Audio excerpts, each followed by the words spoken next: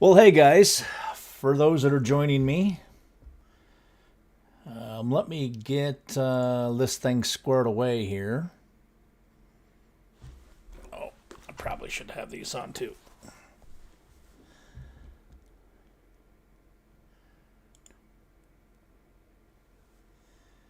Right on.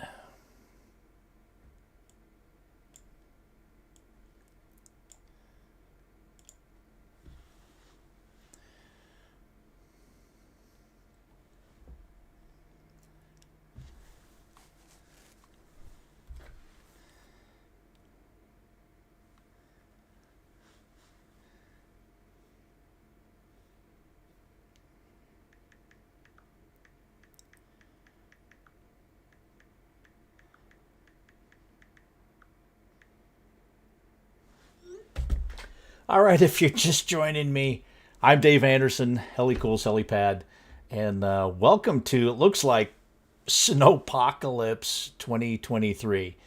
It appears is going to be snowing all week, starting basically last night. It just had a dusting of snow. It barely had any snow on the ground. It's been snowing all day, but it's been melting. And now, inexplicably, it's just been snowing so hard that it's just not melting fast enough. So it is getting probably about 2, maybe 3 inches right now. But if anyone gets on here and has some questions for me, this is a live stream. I almost never do live streams, but I've started to do a little bit more of a live stream on my bird watching channel. Obviously, there's no birds going to be feeding out of the feeders today. So I thought I would just get on here and show you what's going on here at the house here on the hilltop. So if you have any questions, I don't see anybody on here yet because I think nobody knows that I do live streams. I mean, how many have I done in my lifetime? I think this is my second live stream. So I will try to keep things interesting. And I don't know if anybody has gotten on here. Let me refresh. Oh, yeah, there's 6 people that are on here now. So if you want to ask me a question, just put it in the chat, and I will answer it. So please feel free to do that. I don't see anything in the chat yet, but for those that are just coming on, maybe the video is a little bit behind, so I'll answer things as they go along. Meanwhile, I actually have functionality to move this camera around. So if you want to see other parts of the area, it is fixed to a pole, so I really can't go too far with it, but I can zoom in and I can move it around at will. So just ask me which way you want it to point and what you want to look at, and I'll try to make that happen for you. In the meantime, as some of you may know, I put a poll out on YouTube, and it's basically to say, let me back up one bit. So I have different genre of videos that I want to do, and I've been doing it, and it just seems like when I put one of those videos out that don't really do as well, not as well recepted as some of my LMTV or overland expedition vehicle videos. By the way, most of my top 10 videos are not LMTV. They're not LMTV, FMTV, overland expedition related. Maybe one out of my top 10, and that is consistent. So I thought about just changing things up and developing new channels so that those different interests can go into those new channels. But it became kind of a nightmare to get started. Just like everything else with YouTube, I think I had something like 200 videos out before I had 200 subscribers. It's really hard to get started. So I decided to put it out there. Is this really worth it? Would you rather see things on one channel? And the overwhelming response that I got was, yes, we want to see it all on one channel. So what I've been doing is taking some videos from those other channels that I've taken time to create and slowly started pulling those back to Helicool's Helipad, this channel, and it has it's been remarkable. You guys have responded to that, and I really appreciate it. I really appreciate when you vote and give me feedback. I look at feedback as a gift. It is a gift to me. And most of you were very nice about giving your feedback. And it doesn't always have to be positive. It can be negative. As a matter of fact, I learn more from the constructive criticism than I do about the positive comments. You know, obviously I love positive comments, but if you can give me feedback on constructive criticism or with constructive criticism, that would be highly appreciated as well. I don't see anybody that has asked me any questions on the chat. So if you would just go ahead and leave a, oh, wait a minute. Is it saying, sorry, live chat is currently unavailable? Well, that's probably why. Okay. I don't know why that is currently unavailable. Let me see if I can send a message. Hello. It is sending, and it didn't go anywhere. Sorry, guys. Okay, so this is a one-sided conversation. Okay, I get that. Anyway, so slowly but surely, I'm going to be putting those videos that I have been putting into other YouTube sites for over a year now. I have one channel that has probably over 50 videos in it. So I'll be slowly pulling those back over. I do a lot of print lab stuff. So I have a 3D printer now. I have a laser printer, and you know, it's just fun hobbies to get into if you're interested in this kind of stuff. If you like to work with your hands and you like to figure stuff out and use your noggin and that kind of stuff. And you know, in the wintertime or around in Pacific Northwest where it's raining 9 months of the year, I kind of have to do a little bit more stuff inside. So having the laser printer and the 3D printer is very advantageous to me. It keeps me very busy, especially if you can see like days like today. I'm not going to go outside and work in the snow. Okay. Well, I know this is short. I wanted to keep it kind of short. I was hoping that this chat thing would work and that I could get some folks on here and you know, I could go through some questions and whatnot that you had. That apparently is not going to happen this time, but what I'll try to do, if you guys put some comments in the comment log, I can go back afterwards and I can read those comments, so I can get those questions asked and answered on another live stream or on another video. That would be fine. Or we can do this again if you want me to do another live stream. We can do this again, and I'll try to figure out what is wrong with the chat feature to see if I can't get that fixed. Let me just see if I can. Okay. Yeah, so let me see if I can just reopen it with the docs. Hey, yes, I can. Hey, you guys, fantastic. That is awesome. So the first one I got here is from Tortuga Expeditions and LMTV Ventures Habitat for the LMTV. So for the LMTV habitats, and what I mentioned for everybody is that you figure out how much subframe that you have first, or how much frame length that you have. And let's say that you've cleared your spare tire carrier and you've moved your air box, and you wind up with 14 foot of bare frame for your LMTV. And I'm talking like an M1078, right? So with 14 feet, you can put a 14-foot zero torsion subframe on it, have a departure angle. So ergo, now you have 16 feet. Now, if you have an M1085, you can go probably, I think, 18 feet with a subframe, or is it 20? I think it's 18 feet with a subframe, And then with the departure angle, you can go 20 feet with your habitat. So that's really how you figure out how big you can go with your habitats on the LMTV. Okay, moving down the list. Hopefully that answers your question.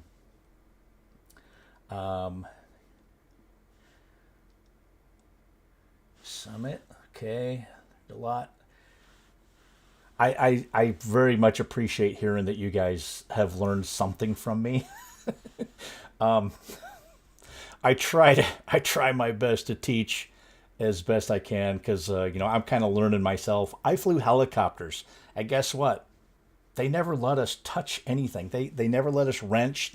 I can count on one hand with four fingers broken how many times I was able to wrench. It was nil. You could not do it in the Army. That was what the crew chief was for. They did all of that kind of stuff. I couldn't do anything. I could write it up in the book, sure, but I never held a wrench. Now, obviously, I still did my own mechanic work on my own vehicles, that kind of thing. And I'm smart enough where I can read a book and figure it out, or watch a couple videos and figure it out, just like you guys have. What I am very good at is I'm good at instructing. I was an instructor pilot for 20 something years, so I know where you guys are coming from, and I want to instruct to that person who is, maybe doesn't know everything. Some people know everything, and they're like, come on, you can skip that part.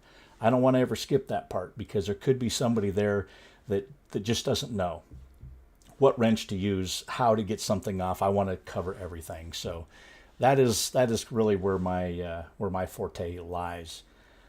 It'd be really cool if I could hear you guys. Let me see. Let's go down a few more comments. Okay, so meeting. There is going to be a Great Western Great Western Overland Expedition Roundup. And I am planning it to be at Silent Bob's place again. But here's the other cool thing is I got called up, and there will be a Great Eastern Overland Expedition Roundup, and I believe it's going to be in North Carolina. And crazy Mike Moffat and myself, I can't even believe our wives are going to let us do this, but I'm seriously thinking about getting on a plane with Mike Moffat and going out to the Eastern Roundup, and we're going to be unsupervised, which is completely dangerous to do, unsupervised, and we are seriously considering going out to the Eastern Roundup. I think that would be a lot of fun. So more to come on that. We still got to get tickets and kind of figure stuff out. But Mike, I think I saw you on here. I think you're down the list here in a couple of questions. You'd like to, okay. Jim wants to see more Boy Scout and outdoor stuff. Okay. I'll see what I can do. Right now the weather's kind of, weather kind of sucks, but we'll see what I can do with them. I still do a little bit with the Boy Scouting. I have kind of moved away from that because of my time limitations. I don't have as much time to do that, but a lot of the things that I would do for that would be in the summertime because it's just much easier to film. Although there is the Klondike sled, the Klondike is coming up the first week of March, and I also have a youth fair that is coming up in May. So I'm gonna do videos on both of those. So that'll be some Boy Scout stuff. Okay, Mr. Mikey, I'm down to your comment. You could make a video, place my fence.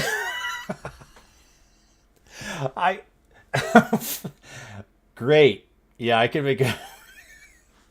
Yeah, only you would say something like that. You turkey. Now what I could do is come over and run over all your fence posts and take them out that way. At least it would be a deconstruction, make it easier for you to reconstruct, right? Mike, you're hilarious. Putting a habitat on your LMTV. Good question. 6x6 Tortuga.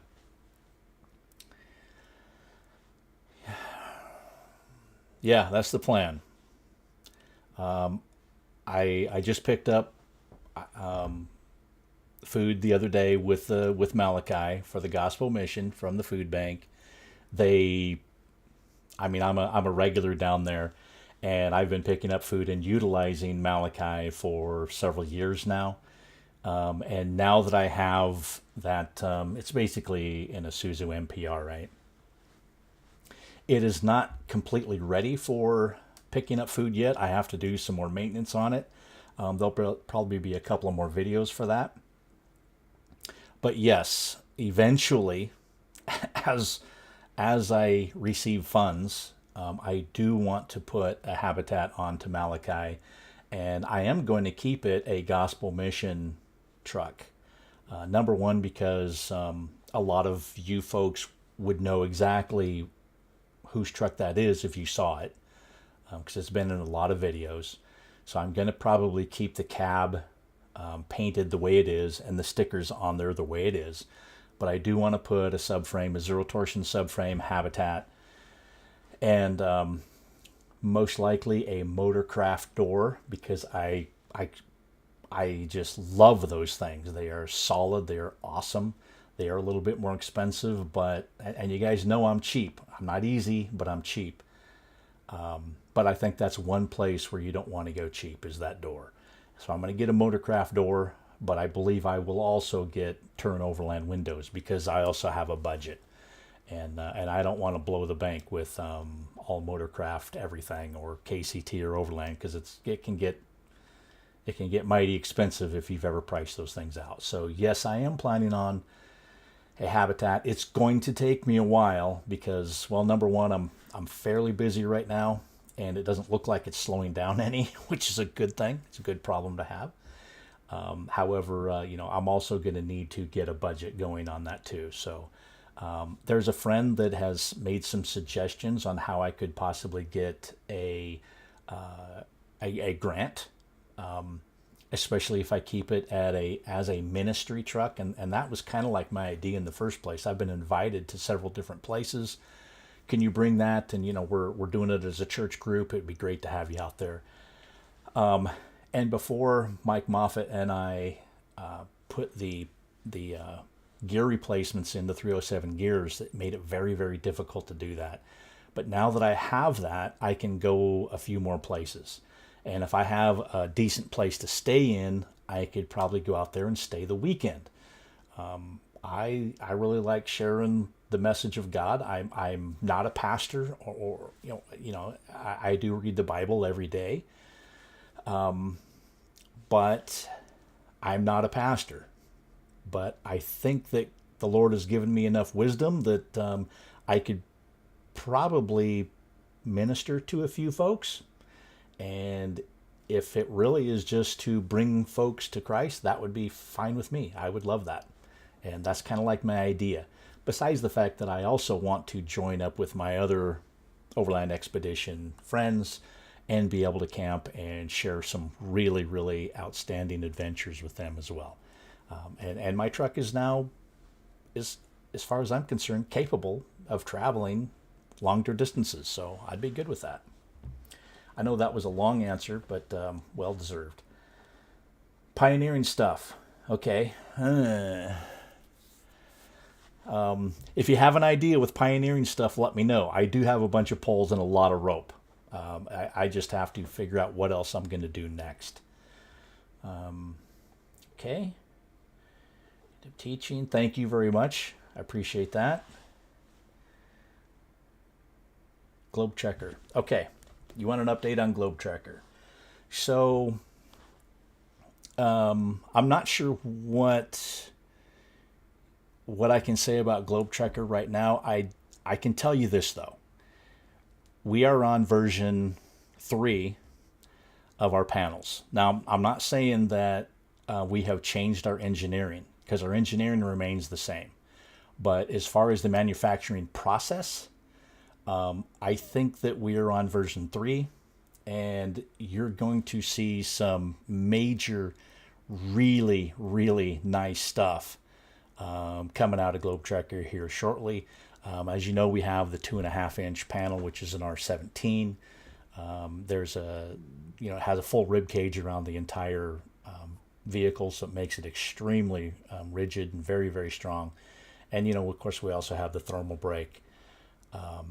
Corner extrusions, aluminum corner extrusions, which are monstrously strong and very thermally efficient. But you know what? Who's underserved? And that is the folks that have F-350s, F-250s, smaller vehicles, even the Toyota Tundra. So we're going to be coming out with something that is very thermally efficient, very strong, but very lightweight. And it is going to be for those folks with the smaller vehicles, with smaller packages. And we released a subframe. It's called the ISO subframe, probably about a year ago. And the ISO subframe, we just call it ISO because it's the international standard. Oh, I can't remember what the O is. But it's basically a shipping container connector. Okay, so it has the top part that comes down and it connects in, and then you flick the deal over and it locks it into place, just like a shipping container. You know how they can stack them 9 or 12 high, whatever the heck it is. So that is what's on the subframe.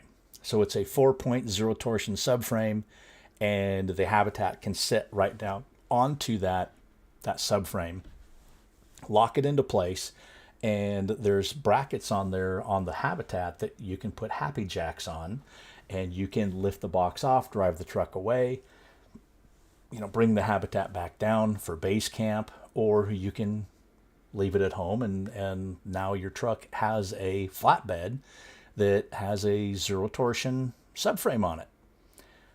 So that's really what we're going to be working on quite heavily. We're going to have hopefully 2 of those on display at the Flagstaff Expo West event. And we are planning on going to all of the shows this year, with the exception of possibly the Eastern. Unless we can get someone, because it's too far for us to drive a vehicle out there. If we can get one of our clients to have a vehicle there to show, then I will probably fly out to the Eastern event as well. So check the website, the Globe Trekker website. Up there it'll show on the top, what our next event is going to be. I don't know the actual lot number, because you pay for a slot, but you don't get to pick your slot until much later, and so we don't know what slot we're going to have yet. But when we do find that slot, we do pick it, then I'll post it on the top banner of the website, so you'll know where to find us. If you're at Flagstaff, you can kind of look at the map. Hey, they said they were on L54. So you can go to the map, L54, come and find me, that kind of thing. Check out our stuff. I can give you some stickers, that kind of deal. So that is a great question there. That's kind of like what is coming up in the pipe. Innovating every day. I really love these guys, these engineers. Don't tell them that I said it, but Bill, he's a super smart guy. And the other guy, who's the silent partner, very intelligent, and they think of all of these things that I'd be like, how did you even come up with that? But they get paid the big bucks. They're engineers. They know what they're doing. They are highly experienced. So it is what it is. Let me see. Next question. Can you do general video about LMTV air brakes system? A person who has done a very good job with that is R. Ron Marr. So RRONMAR. If you look up his channel, he has kind of gone step by step, and he had his bed removed, and he kind of pointed out all of the little things that were on there. He actually did that video for me when I was trying to check out my stuff. He's a really good guy, Ron Marlette, and he's a really good guy. He made it a really nice video, and that is really where I would say to go to. Check out his channel, and then and then do a search on his channel for air brake systems, and I think that will help you out a lot. When I get maybe my box removed, or my I'm sorry, not box, but the back part. Yeah, the flatbed. When I get the flatbed removed and I have room to look at all this stuff, maybe I will do a video on that if I can. Okay. Mikey, again, have to run. Okay, well, sorry, Mike, you couldn't stay, but that's cool. Junk away, sitting outside. Yeah, it's probably snowing a lot where Mikey is, too, because he's just up the road from me about an hour and a half. Okay, Jim, maybe the weather turns around. Give video on the best camp layouts and necessary pioneering projects for every campsite. You know what I do see a lot, Jim? I see a lot when I go to camps, especially when it's colder, is that I don't see an axe yard. I almost never see an axe yard. And they're so easy to make. And it keeps kids and people safe having an axe yard. And I just don't see it. And if you don't know what an axe yard is, for you non-scouters, it's basically a roped off area that has a gate with a rope in it. It has a splitting log and an axe, and the axe has to have a sheath, and only one person is allowed in there at a time. And wherever you're swinging the axe downrange, there can't be anybody camped there. I just don't see that very often, and I'd like to see that a little bit more often, just for safety's sake. And it teaches the kids, a lesson about safety, and it's a safe place for them to chop wood. Okay. The Revolution, thanks for all your videos. No problem at all. Love your LMTV videos. Can you do something that shows how to get one started by jumping the relay and the starter? Phil did it in a series, but didn't show what he did. So also Mike Moffat showed this in his videos. So his channel is Mr. Mikey 4026, and you can jump start it without the ignition even being on. It'll turn over. It will not start. You're going to have the ignition on, and then you can, if you get to the right relay, you can jump start it that way without having to push the button. But I believe Mr. Mikey has that on his video. I mean, I could do that, I suppose, one day. And that would be, of course, for the M1078 with the 3116. So I know that some of the PDPs are different in some of the different vehicles. So I would only be able to show what I have, obviously. Hugh asks, can you go over length of Ford F550 with your 8-foot subframe? This watched your video repeatedly. Okay, so the F550, if you have a shorter wheelbase, and I say this to everybody, obviously if you want a larger habitat, you want to have a longer wheelbase. And to be honest with you, I don't really care what the wheelbase is. Just tell me how much available frame length that you have from the cab on back to the end of basically the end of the frame. When you only have 8 feet available, you're pretty well limited to an 8, possibly a 10-foot subframe. The reason why I say possibly is because anytime that you're sticking out back behind the vehicle and you go down into a creek bed, ravine, or whatever like that, and it doesn't even have to be very big, and you start rolling back out the other side, you stand a high likelihood of contacting the rear of the box if it does not have some kind of a departure angle. So with an 8-foot, you could probably go with a 9-foot, possibly a 10-foot, so long as you just remember that I have that that rear end sticking out there. It is off the ground, but I can't make a deep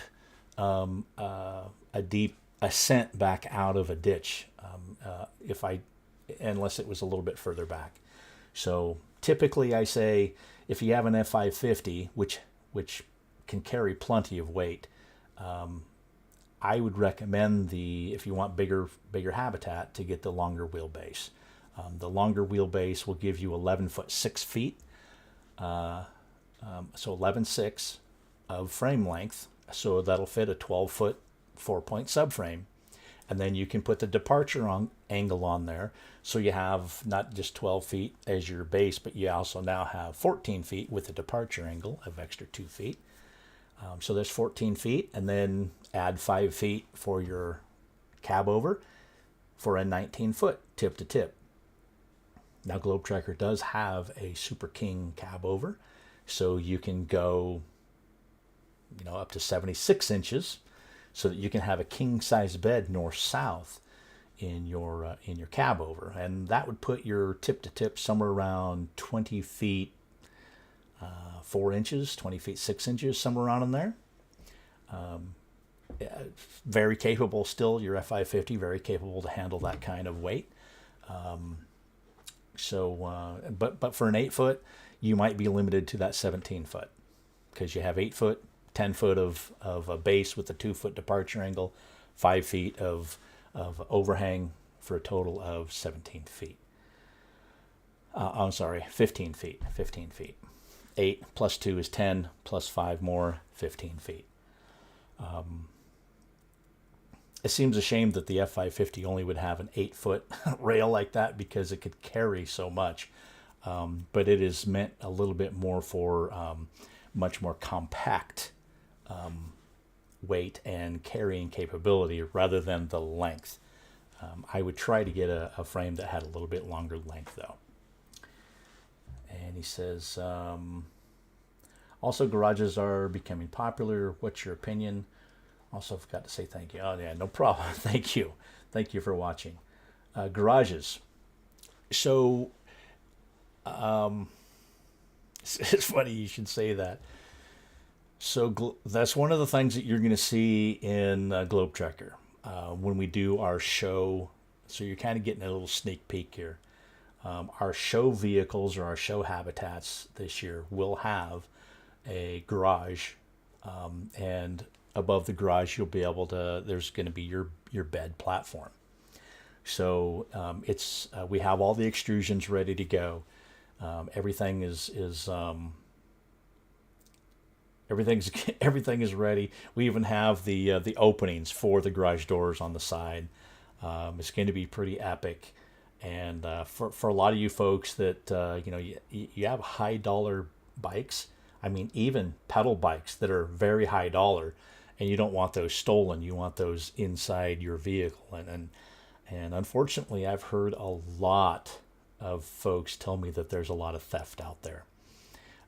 So they don't even want to put their bikes even high up on the back, because somebody will drive up and have it stolen while somebody's at a stoplight.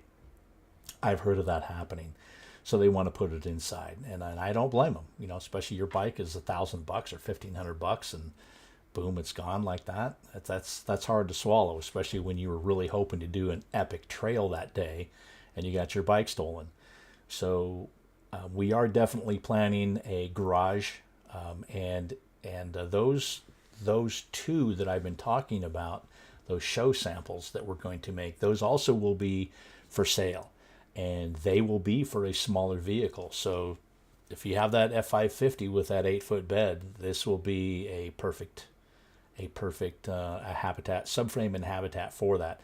And it will be the subframe that I've been talking about, the ISO subframe, and it'll be able to lift on and off the box very, very easily. It is a brand new manufactured, brand new engineered subframe that we've been working on for 6 months, and we've got a guy that has a laser that can do tube cutting with the laser, and it is going to be stronger and less amount of welds, but more structure. and very, very strong, especially at the four corners, because that's where all of your connectors are going to be.